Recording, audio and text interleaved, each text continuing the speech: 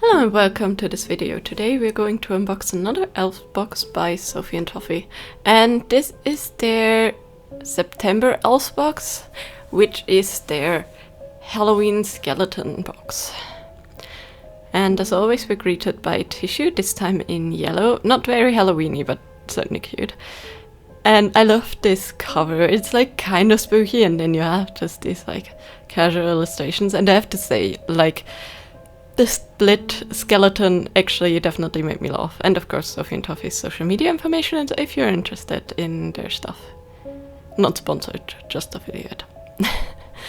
And then the first item we get are these beautiful fabric roses in pink, like a cream, and a red tone.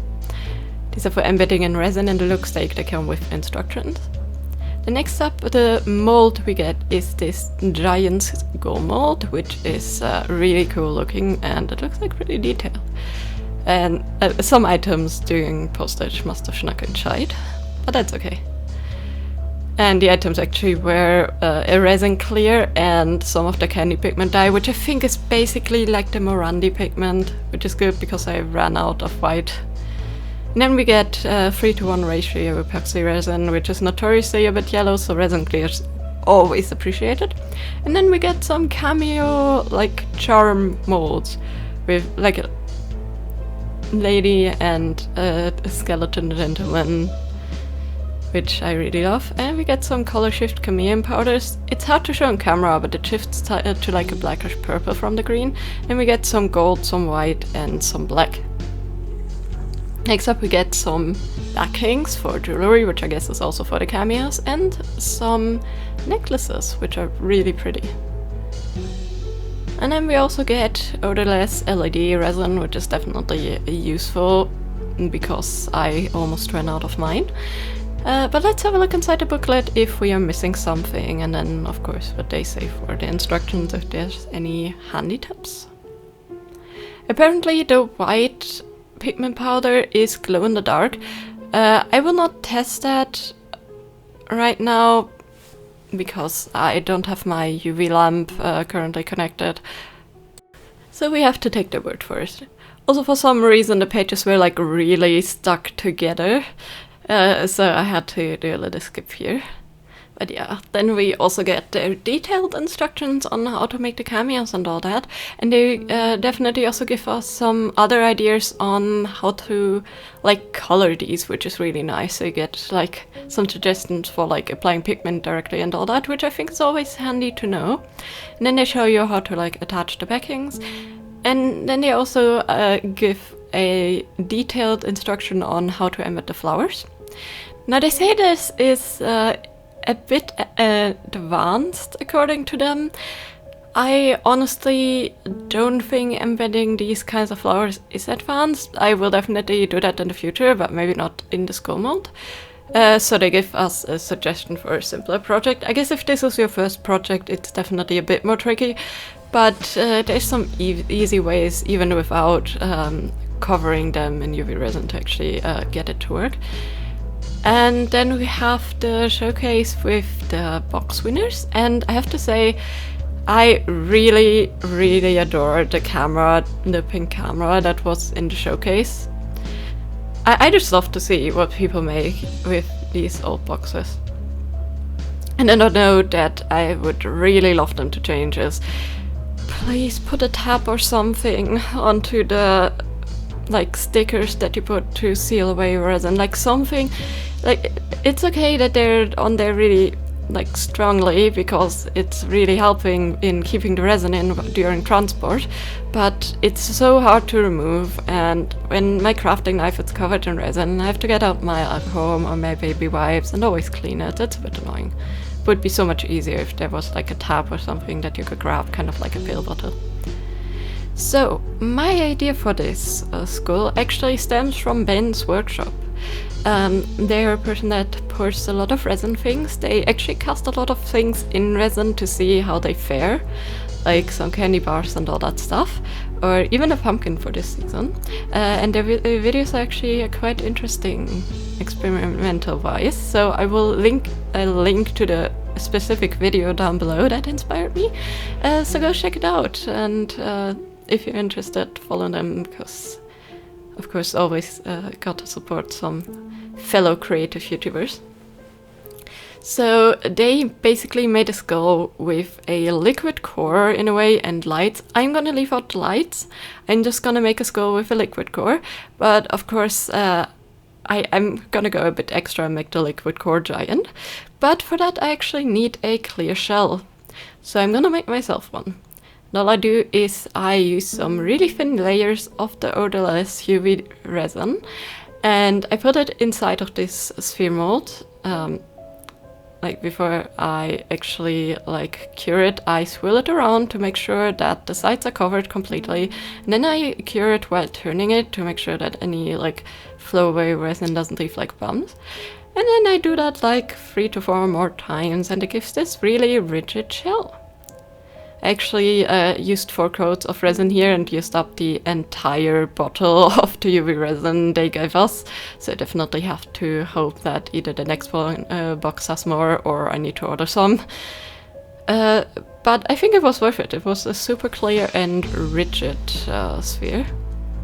Which is why I also wanted fresh resin, because the only UV resin I technically kind of have left over, so all the like scooping up and like gets really yellow when you cure it, but I will still use that for something in this project here, because it's actually ideal for sealing up the gaps when I fill in the like liquid core thing. And then I of course needed to like color my skull. In the video he used like chameleon powders.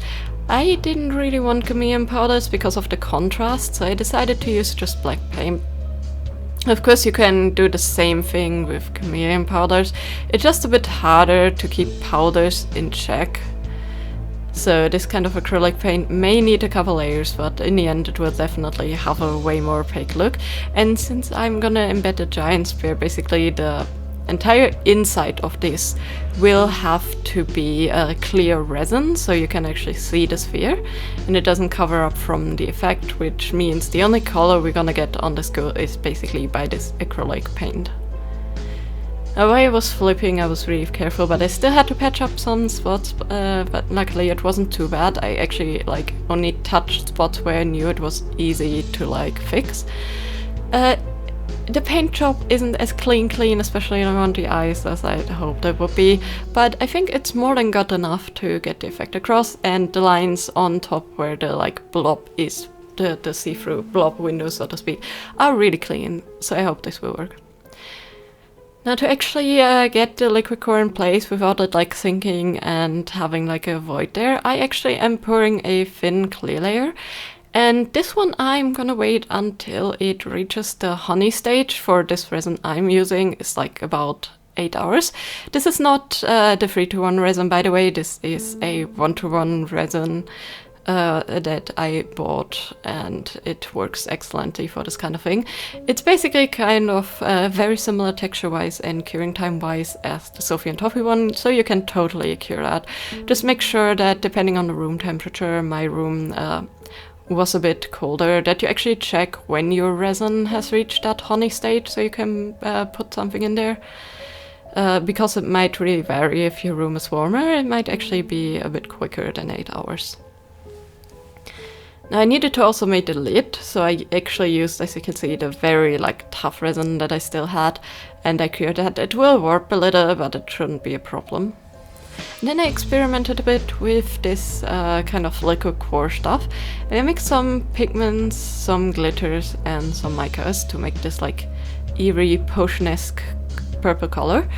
And I think it turned out really pretty. I experimented a little bit and I found that first of all I am using purified water, or distilled water in this case actually, just to make sure that there's no bits floating around later because something was in the water and it like turned. And then I also put in some glycerin-based soap. I didn't have pure glycerin, but I saw people use glycerin for like making really pretty like potion bottles to enhance the swirl. And I tested it, and it definitely makes a difference between just water and soapy water. In a future video, I'm definitely gonna test out multiple options that I can find online to see which ones make the best liquid core mixture, because this one, although it swirled really beautifully, it tended to like stop swirling after a quick time already, so it didn't really last that well. I was limited in like getting the air bubbles out, but as you can see, like the toughness of the UV resin, although it definitely has a bit more yellow coloration, worked out super well in sealing this. The other stuff would just flow in, so if you can get like a really tough UV resin, it doesn't have to be old. I hope it will not be, because it tends to yellow. I'm just really lucky that mine cured actually. I actually tested it beforehand. Sometimes they also don't cure anymore. It's like really nice to have a tougher version to like seal it in. And then there was time after it was sealed to like clean it up and then put it into the soft resin. I hit the sides of my skull a little bit too much, so I had to patch up paints once again, but in the end it worked out really well, because there was no actual paint stuck on the sphere where it mattered. And then all I needed to do is pour another clear coat, which I made sure to swirl around a little bit because the cheeks and all that had a little bit of overhang, just to make sure there's no air bubbles. And then I also mixed up some smaller amounts of the same kind of resin to make some cameos. I'm gonna embrace the full-on Halloween bony type look, so I'm using my very, very limited leftover Morandi pigment that I had and some like really opaque white. Didn't want to open the new Morandi pigment because I would have had to use more pigment since the yellow is apparently very intense. And I mixed up this bony color, which I pipetted in the face of the characters and in the shoulder part, and then just poured around the edges. And the reason I used the pipette is simply just so I can dose it and not overfill it and then have to like do cleanup. It's just way easier. And if you're worried about your resin not floating into tiny details in an open mold like this, like for example the neck, as you can see, resin when it gets warm flows easier, it gets more liquid for a quick while. Of course you cannot hit it for too long or else it might flash core. But for these kinds of details, for the resin to flow in, you can just hit it with a lighter or with a heat gun. And then after that was cured, I'm going in with some black Morandi pigment and just filling the rest of the mold in.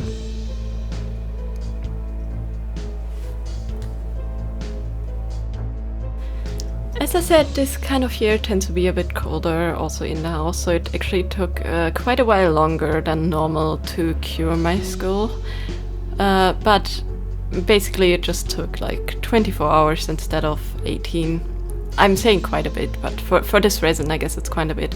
But for other resins it makes the time even longer, so you always need to check if it's actually truly cured before you touch it. I just use a tiny stick to poke it. And as you can see, like after I got a hang of like rolling it off, the mold actually came off very easily. It just took a bit of force to get it over the initial like corner. And you can see sadly the eyes aren't as see-through as I hoped. They had like a reflective effect of the black, but the skull top looks excellent. As I mentioned, it's hard to get the eye bubbles out, especially when you have like a custom-made sphere and all that. I could have probably sealed it, drilled a hole, get the eye bubbles out or something, but honestly, on the scale, it's totally okay that they're there, and I guess they give a bit more movement anyways. And then the cameos turned out excellently. They're a bit more matte in the background than I thought, so I guess if you want them shiny you need to actually like cover them in some like varnish or something, but I think they look really, really cool. Now, since the frames are a bit more flat, I of course like got some air bubbles. Like with flat I kind of mean like have more sharp edges and not rounded edges, if that makes sense. But it still will work out. And then I decided to give both of them a wash, the skull and the cameos. just to make them have a bit more contrast. The skull in white, mainly because that's the best contrast color for black. I could have done the entire skull in white, but I really like the darkness of the black. And like, I actually, how like much more contrast you get from like having the black with the sphere, or the like liquid sphere. And then for the cameos I just went in with some black to like age these, and then I'm gonna use a matte varnish on top just to seal it in, because wash actually rubs off way easier from a slick surface than just normal paint. And then all I did was I smothered some backings that I had, because I wanted a bit of a larger ones, with some of the jewelry glue, and waited for that to dry, and then all my projects were finished. And I have to say I'm absolutely in love with them. I think they turned out excellently, especially the skull effect. Like, I constantly shake it because I have it on my desk as a decoration, and it's just so magical to watch. As I said, it dies down pretty quickly, but I still really love the effect. So yeah, definitely some experimenting there. And I also added the light base just to look how that would look, and I think it looks really fun. And the cameos definitely also turned out really well. Overall, I would say this was a really neat Elves box for Halloween. It fit the theme excellently. You had like two very distinct projects. You got the resin for both of them.